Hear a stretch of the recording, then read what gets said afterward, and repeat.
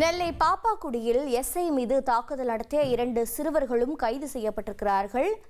போலீசாரை அரிவாளால் தாக்கிய சிறுவன் துப்பாக்கியால் சுட்டுப்பிடித்த நிலையில் மற்றொரு சிறுவனும் கைது செய்யப்பட்டிருக்கிறார். மேலும் விவரங்களை செய்தியாளர் ராமசுந்தரம் வழங்கி கேட்கலாம். ராமசுந்தரம், வணக்கம். மற்றொரு சிறுவன் இந்த சம்பவத்தில் எந்த வகையில் தொடர்புடையவர்? அவருடைய குற்றப்பின்னணி என்ன? மேலும் கள நிலவரம் என்னென்ன?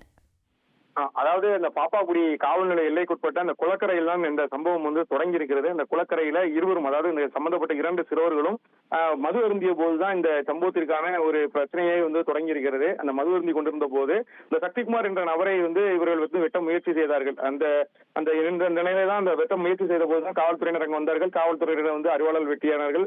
தொடர்ந்து போலீசார் துப்பாக்கிச்சூடு நடத்திய போது ஒருவர் காயம்பட்டார், மற்றொருவர் தப்பி ஓடினார்.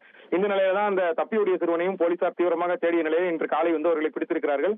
தற்போது அவரிடமும் தீவிர விசாரணையானது மேற்கொள்ளப்பட்டு வருகிறது. இந்த சம்பவத்தில் 2 வழக்குகள் பதிவு செய்யப்பட்டு மொத்தம் ஒரு வழக்குல 11 பிரிவுகளும் ஒரு வழக்குல 9 பிரிவுகளும் சேர்க்கப்பட்டு விசாரணை தீவிரப்படுத்தப்பட்டிருக்கிறது.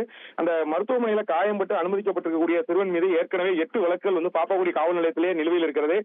கொலை, அதே போல வெடிகுண்டு வீச்சு, வன்கொடுமை தடுப்பு சட்டம் உள்ளிட்ட 8 பிரிவுகளில் வழக்கு பதிவானது செய்யப்பட்டு ஏற்கனவே அவர் ஒரு குற்றவாளியாகவே திகழ்ந்து வருகிறார். இந்த நிலையில மற்றொரு சிறுவன் இப்போது கைது செய்யப்பட்ட சிறுவனும் அவர் மீதும் 4 வழக்குகள் காவல் நிலையத்தில் பதிவு செய்யப்பட்டிருக்கிறது. அந்த வழக்குகளும் தொடர்ந்து ஏற்கனவே இருக்கக்கூடிய நிலையில தற்போது கூடுதலாக ஒரு வழக்கானது 2 வழக்கானது பதிவு செய்யப்பட்ட நிலையில் தற்போது அவரிடமும் தீவிர விசாரணை காவல் நிலையத்தில் நடைபெற்று வருகிறது.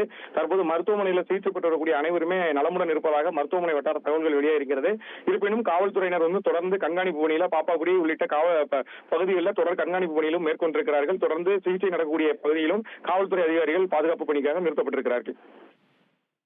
விரிவான தகவல்களுக்கு நன்றி ராமசுந்தரம். ட்ரெண்ட ஃப்ரெண்ட் ஆக்கிக்கோங்க. தந்தி டிவியின் சப்ஸ்கிரைபர்ஸ் அண்ட் ஃபாலோவர்ஸ் குடும்பத்துல நீங்களும் இணையுங்க.